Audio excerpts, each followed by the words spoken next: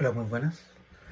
Mi nombre es Benjamín y hoy les presentaré mi exposición sobre fundamentos de seguridad informática, centradas en el análisis de un caso práctico, en este caso, relacionado con amenazas tecnológicas actuales, mecanismos de protección y la gestión de riesgos en entornos digitales. El objetivo principal de este pitch es reconocer los principales factores de riesgo y estrategias de mitigación, aplicando normativas, herramientas criptográficas y metodologías de análisis de riesgos que permiten fortalecer la ciberseguridad en una organización.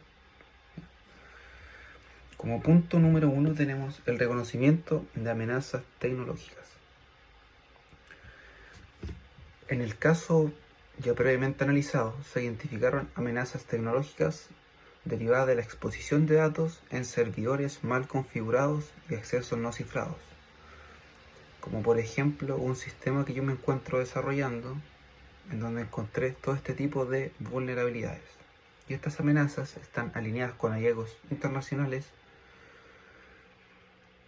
con respecto de un ataque que en el último tiempo ha sido bastante conocido, se podría decir, que ha tenido bastante revuelo, que es el phishing también. También el ransomware también es bastante conocido por causar estragos a miles de empresas también, y la filtración de datos como riesgos prioritarios para empresas, privados, etc. También tenemos que cada una de estas amenazas fue fundamentada con evidencias y se propusieron controles específicos tales como política de contraseñas seguras y autenticación multifactor. Y además de todo esto, al sistema que yo me encuentro desarrollando, hice todas estas pruebas pertinentes para ataques, cross-site scripting también, evitar ataques de inyección, etc. O sea, me puse el parche ante la herida y evité que con algún script o algún programa externo ataquen directamente el sistema que estoy desarrollando. Así que fui bastante cauteloso a la hora de analizar el caso porque es un caso real. Así que con respecto a ese punto estaríamos perfectos. Ahora pasamos al siguiente punto, que en este caso sería el análisis del caso asociado, que lo comenté anteriormente. Acá también evalué las vulnerabilidades existentes, como en este caso pasaba que no tenía un cifrado TLS, tenía contraseñas débiles también, y por dejadez coloqué configuraciones por defecto. Y este proceso me permitió a mí determinar los puntos de mayor exposición y priorizar las acciones de mitigación. O sea, como lo comentaba anteriormente, hizo que en este caso el sistema pudiera funcionar bien, lo hace menos susceptible a estos ataques, a phishing, ataques de DOS, inyecciones. O sea, le generé una seguridad tanto interna como externamente, ¿ya? Y ahora vamos con el punto número 4, uno de los puntos más importantes también, que en este caso sería el reconocimiento de mecanismos de seguridad. En este caso voy a citar dos normas. Los mecanismos de protección se alinearon con los estándares internacionales como la ISO 27001 y la SP 800-503 y la ley 19.628 con respecto de la protección de los datos personales. Y entre los mecanismos que apliqué se incluyen la clasificación de información, el control de accesos también, una copia de seguridad cifrada y un registro en la auditoría. Y cada mecanismo fue asociado a un estándar y su función dentro del caso, demostrando cumplimiento normativo y además técnico. También como punto número 5 tenemos acá las herramientas criptográficas, que en este caso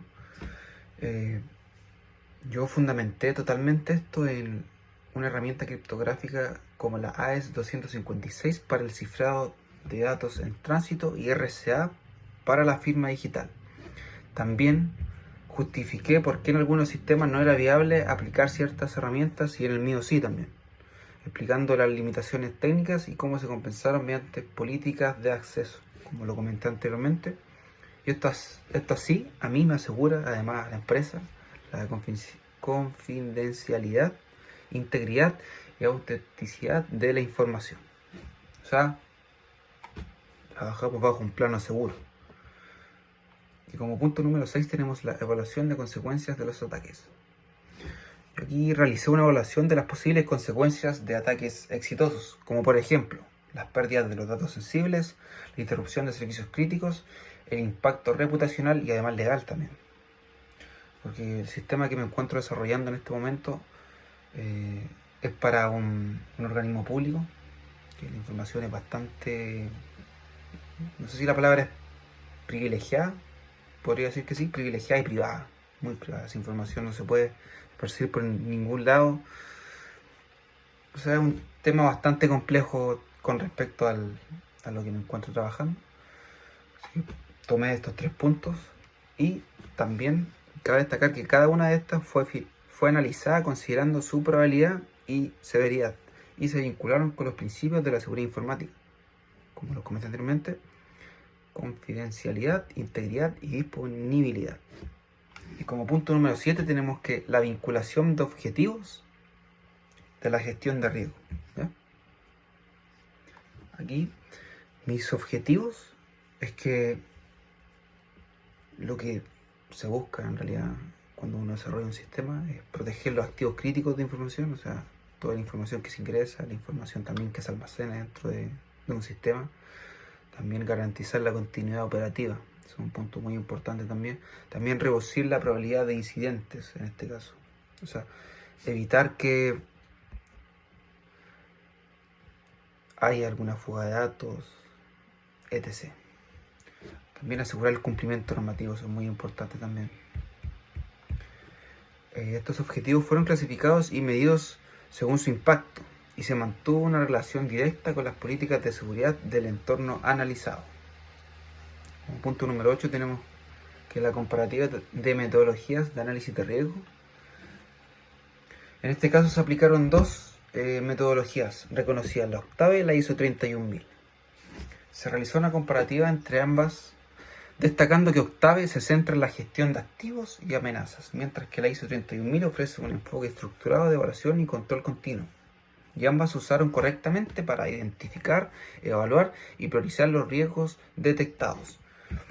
Como punto número 9, la utilización de matriz de riesgo en este caso, es que en mi caso, en este caso, se asoció directamente a una matriz de riesgos en la que se cruzó la probabilidad de ocurrencia con el impacto del riesgo. Esta herramienta permitió visualizar los riesgos críticos, en este caso la fuga de datos, las contraseñas débiles, también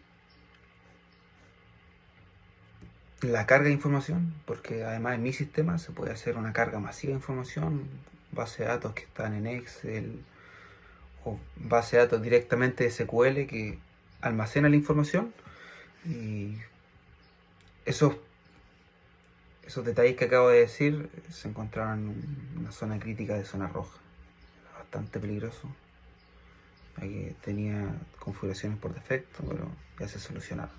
Y los moderados son amarillas, que en este caso, para los de zona amarilla, yo podría decir que es la información que está dentro del sistema también. La información que en este caso, esto es un ejemplo, van a trabajar con mi sistema, van a crear, no sé, una boleta en este caso. Si se llegase a vulnerar y obtener una boleta, justamente es riesgoso, pero no como si se llegara a divulgar las contraseñas o credenciales de algún usuario, de algún trabajador. Ya sería algo que está en zona roja, ¿ya? Y además se demostró la importancia de uso para priorizar acciones preventivas y correctivas en la organización. Y como punto final, es que como conclusión se puede afirmar que el análisis del caso permitió integrar los principales conceptos de seguridad informática, desde la identificación de amenazas hasta la gestión de riesgos, ¿ya? Y acá se aplicaron herramientas criptográficas, normativas internacionales, metodologías de análisis que contribuyen al fortalecimiento de la cultura de ciberseguridad. Y además este trabajo demuestra que la seguridad no depende solo de la tecnología, sino también de la gestión, las políticas y la conciencia del usuario. Y además la seguridad que uno como programador va adicionando a un sistema. Porque hay que tener muy en cuenta los criterios a la hora de programar. Es importante. Y con respecto a eso, muchísimas gracias.